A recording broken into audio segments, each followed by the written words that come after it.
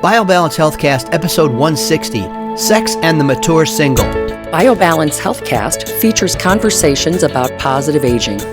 Your hosts are Dr. Kathy Maupin, Medical Director of BioBalance Health and a leading expert in treating symptoms of aging, and Brett Newcomb, a licensed professional counselor.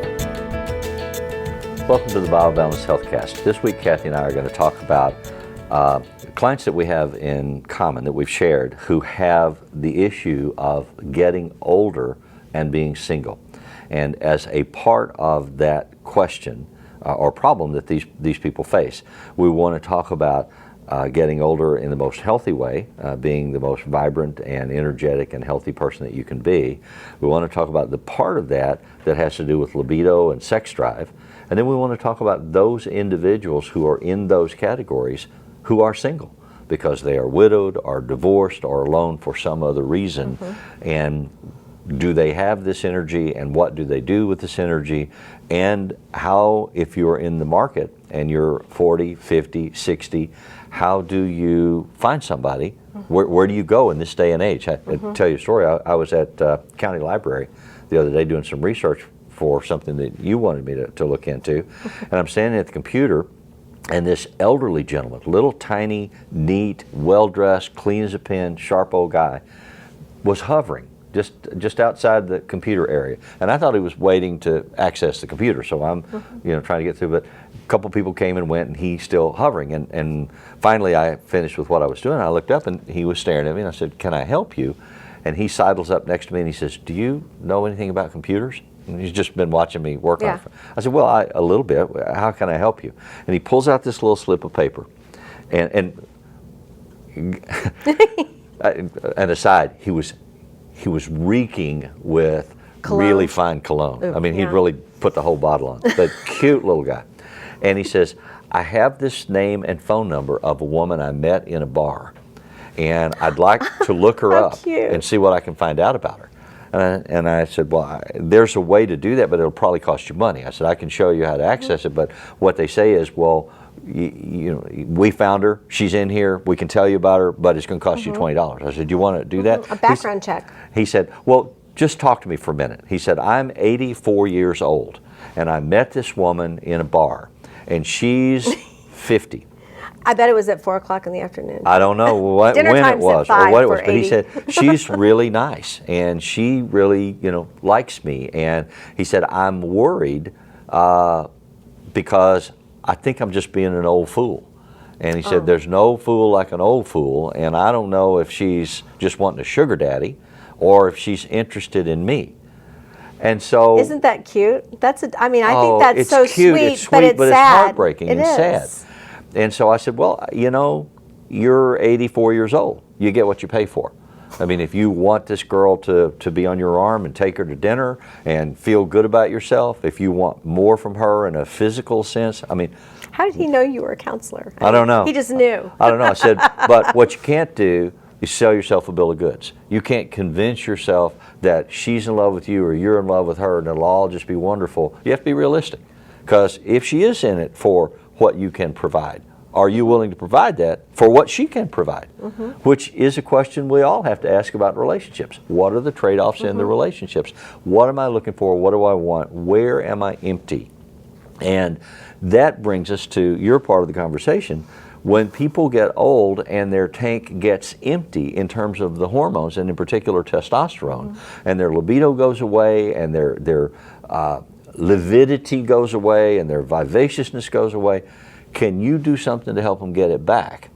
And if it comes back and suddenly they're feeling better, what about this other energy, and what do they do? So that's Their kind of what sexual energy is what you're referring to. the sexual energy. Okay. And then what do you do with that? I mean, if you have somebody that is 67 years old and single, but sexually alive, where do they go?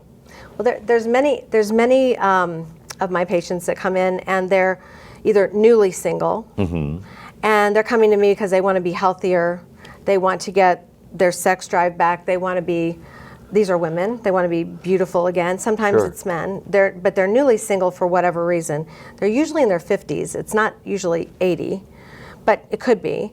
and they want my advice on regaining their health, but they also want my advice on regaining their sexuality. And oftentimes they really want that. That's great. They know what to do with their sexuality, even if they're single. But some of them are afraid to have their sexuality back because they don't have a partner, and they're afraid they'll be stupid, and they're afraid that their sexuality will overwhelm them, and they'll have many partners, or testosterone doesn't work like that. Testosterone brings back who you were before. Yeah, it doesn't make you have the ability somebody to say no before. You Yes, still have the ability to say no. It doesn't make You're not going to you- be some drug zombie out there just having sex with the mailman because your hormones fired up. That's absolutely correct, and I don't say it quite like that. But they're afraid of that. But they're afraid of that, Yeah. and so we talk about what to do with self-manipulation and things like that. That women over 55 don't know a lot about vibrators and things like that. Well, So they were raised in we a culture talk where about they were that. taught that And the- masturbation was a sin. And I tell them that babies masturbate Right. in the womb. In the womb. So how can it be a sin if they're not even born yet and they're masturbating?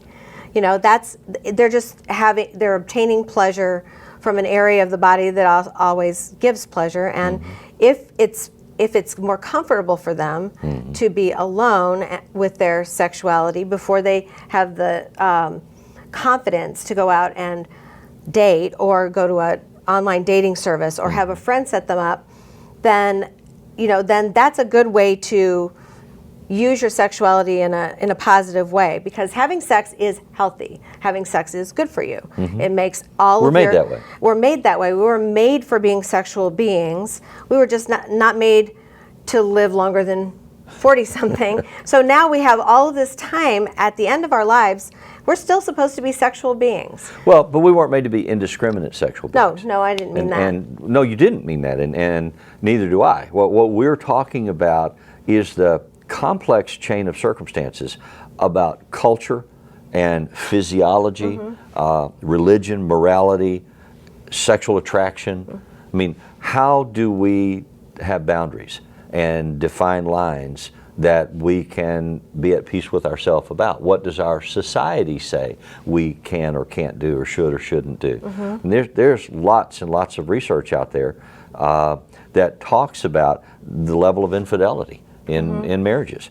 If we were supposed to die at 40 or 45, if that was the life expectancy for primitive man, and you've got people that have been married 50 or 60 years, and in our culture, the idea of getting married to somebody is you commit, I will only be sexual with you now for the rest of my life. Somewhere along that 50-year journey, a significant percentage of people fall off the wagon. Yeah. What makes that happen? And People what do we change do over about it? 50 years where they didn't change as much over 20 years. And oftentimes, many women died in childbirth, so men had successive wives, that was just the facts. If you go back to the Old Testament, it seems that didn't always happen, but when you look at death rates and that's what had to happen in the beginning of our civilization. But now we're in the 21st century and we're looking at a long life and being single for whatever reason. And what do we do with this? So my patients come in and I try to make them healthy. That's my first goal. But I also, to be healthy, want their sexuality to come back. And so that's part of the role of testosterone. And for women, also estrogen, so that they don't have pain when they have intercourse or have any kind of fondling or anything of that area. Then without estrogen, it's usually painful. So you try to restore the physiology, the mechanics of the system that need to be tuned up and repaired. Right, is just by what you replacing do. what they're missing. But you are aware that just having a mechanically perfect automobile doesn't drive it down the road. And so people have to bring themselves with their system out into the marketplace of relationships. And so you, even though that's not your specialty, you get a lot of questions about, what do I do? And especially from women of an older age who were raised in a culture that said any kind of self-awareness. Self-awareness in what way? Sexual self-awareness? I was smiling because I was at a conference 2 years ago in Baltimore, and I was talking to a sex therapist. And she was saying that she has all these women's groups, middle-aged and older women, and she said, I always start the conversation by asking them to imagine answering the question. Not to answer it, but to imagine answering the question. And the question is, what I really like about my vagina is. And she said, Okay, they are horrified. They're stunned. They're like deer in the headlight. And it's like, we don't talk about that. We don't think about that. I don't know how to answer That's a question that I've never asked a patient. Well, she's a sex therapist. But So, I mean, it does seem kind of unusual. No, but what I'm saying is that the cultural messages that these women have already internalized about their sexuality, about self-stimulation, autoeroticism, about gratification for the sake of pleasure as opposed to and I mean pleasure not just in the immediate sexual release pleasure, but pleasure in the sense of generally feeling better, of having relief in your life because sex is a part of your life. Those are not things that women of that age were ever encouraged to think about or discuss or But we're coming to absorb. the end of that. We are. As women as women who were born in the 60s and 70s are now coming to the fore. They had much more liberal training, I believe, and they seem to embrace this a lot easier, especially when one of their partners is gone. When their partner is gone. One of my patients, let's talk pheromones for a second. One of my patients had came to me with this, I don't know what's going to happen if I get my sex life back. But I really want someone to share my life with.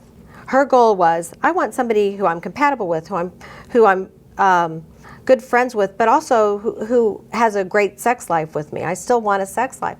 And I really need to know that this is going to at least help me in some ways. And I said, well, it will help you in many ways, but it's going to help you in a way that you have no idea, that you have no consciousness about.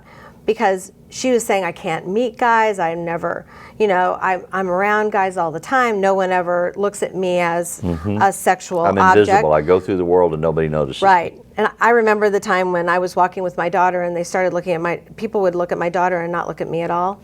And I went, what am I, chopped liver? I am chopped liver now. That was before testosterone was replaced. But this patient, I said, here's the deal. This is going to help you look better, feel better, get your, fertile waistline back, and you're going to have to do some work too. But this is going to really help you.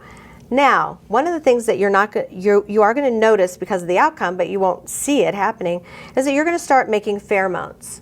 So don't put too much cologne on. Honestly, you're making your own pheromones. They actually are an unspoken draw to men, and you then get to choose who you think is a companion, a friend, somebody who you could have a sex life with. So it's your choice then. She came back 4 months later, she said, I can't believe it. I'm back to she even spoke differently. I'm back to my normal self, and men have been approaching me, and they've been asking me out to dinner, and I didn't have to do a thing. Yeah. She said, I looked better, and she did. She had color in her face, and she went and did her hair, and she put some makeup on. She had a lovely dress on. She said, but you're not going to believe this. It's exactly what you said. She said, I was sitting on a plane with about a 30-year-old, and she's about 52 or 53.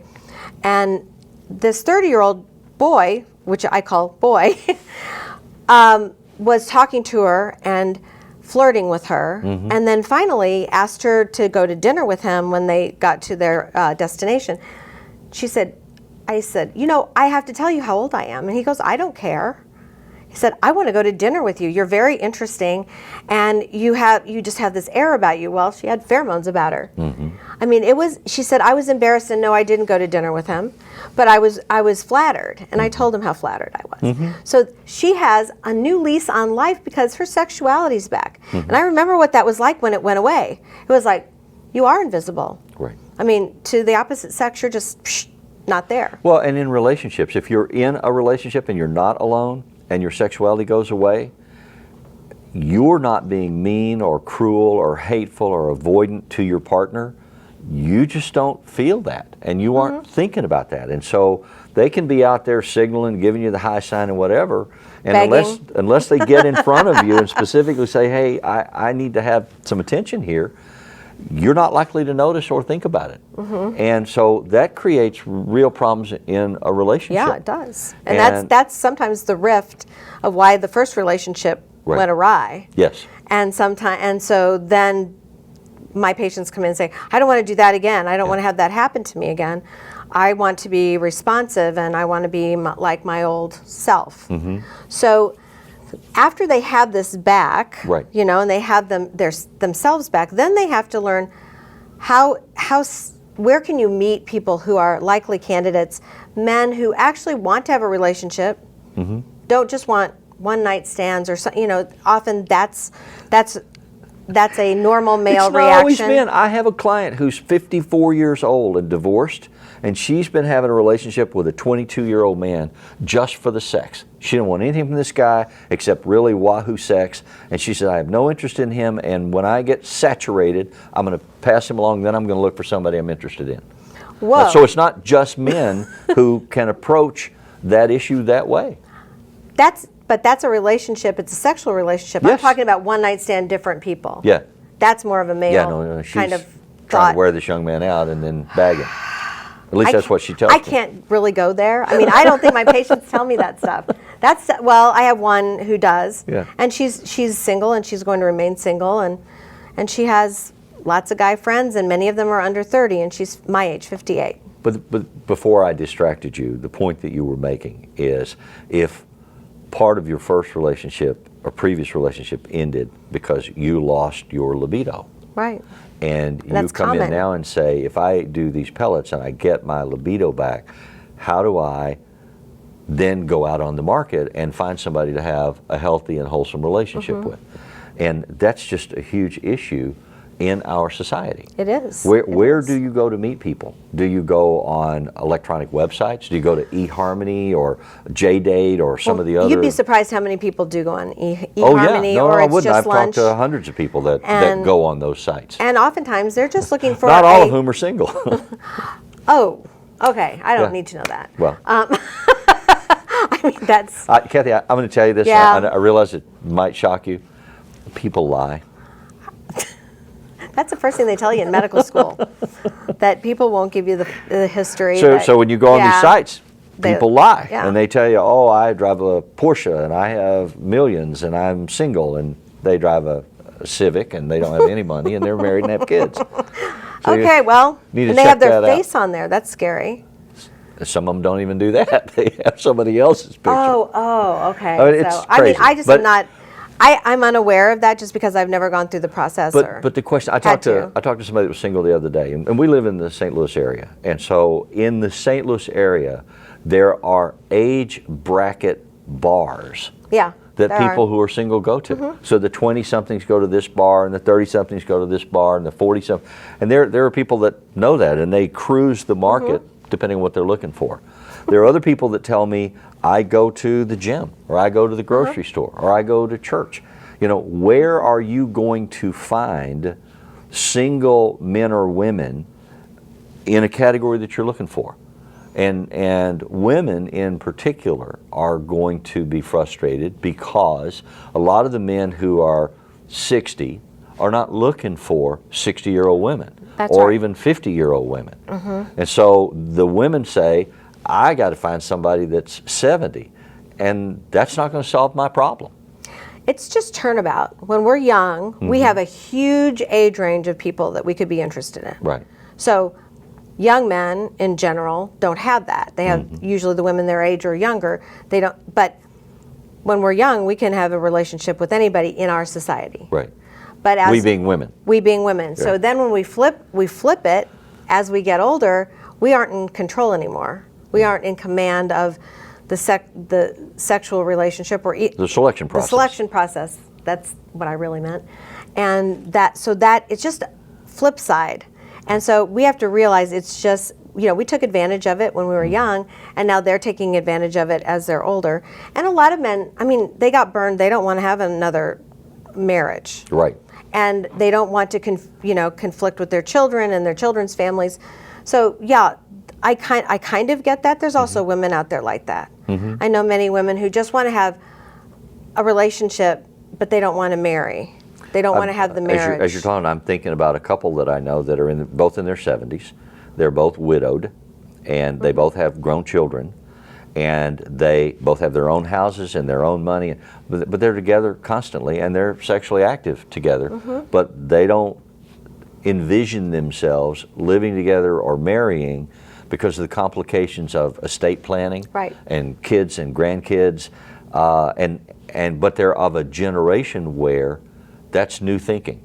You know, to be that open about it, to be able to say, this is what we have. They travel together, they take vacations together. But in the next 20 years, we'll see a lot of that. We'll see more and more of that. That's the generations coming up that did live together before they got married. And so they don't have that same issue. Yes. And it's religious, but it's also societal. So we're really talking about two things. We're talking about if you have lost the physiological component of libido and sexuality, and you come to Kathy and you get that restored, which you can do. And even in your 70s and 80s, people report, hey, that's come back for me. In a containable, in a good way. In a good way. Not in a I'm addicted and I'm out of control and I'm legally in trouble. No.